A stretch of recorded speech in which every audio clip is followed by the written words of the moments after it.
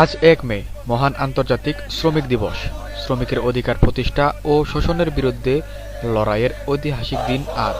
ঢাকা নয়াপল্টনে ঐতিহাসিকভাবে দেশের সবচেয়ে বড় শ্রমিক সমাবেশ অনুষ্ঠিত হচ্ছে। শ্রমিক দিবসকে সাফল্যমণ্ডিত করতে সে সময় উপস্থিত ছিলেন গোপালপুর উপজেলা শ্রমিক দলের বিভিন্ন নেতাকর্মী ও শ্রমিকরা।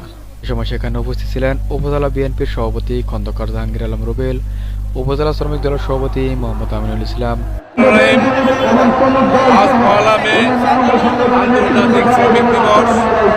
এই শ্রমিক দিবসে বাংলাদেশ জাতীয়তাবাদী শ্রমিক দলের পক্ষ থেকে ঢাকায় নয়াপল্টনে শ্রমিক সমাবেশ আহ্বান হয়েছে। এই শ্রমিক সমাবেশে আমরা টাঙ্গাইল গোপালপুর উপজেলার শ্রমিক দলের পক্ষ থেকে নেতৃবৃন্দ এবং শ্রমিক ভাইরা এসেছেন। আজকে সারা বাংলাদেশের জাতীয়তাবাদী শক্তি শ্রমিক দল সহ সারা বাংলাদেশে আমরা শ্রদ্ধার সাথে স্মরণ করি মহান মে দিবসে যারা শহীদ হয়েছেন তাদের আত্মার মাগফিরাত কামনা করি এবং শ্রমিকরা যে কারণে তাদের আত্মহত্যা দিয়েছেন, জীবন দিয়েছেন শ্রমিকদের অধিকার প্রতিষ্ঠার জন্য, সেই অধিকার প্রতিষ্ঠার জন্য এখনো সংগ্রাম অব্যাহত রয়েছে। আজকে শ্রমিকদের অধিকার যাতে পূর্ণাঙ্গভাবে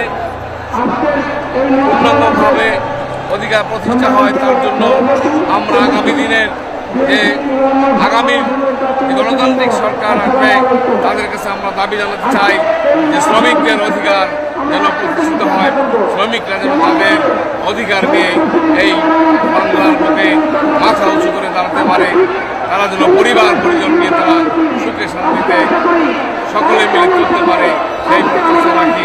আজকে এই সময়ে আমাদের মনে পড়ে আমাদের শহীদ রাষ্ট্রপতি জিয়াউর রহমানের কথা।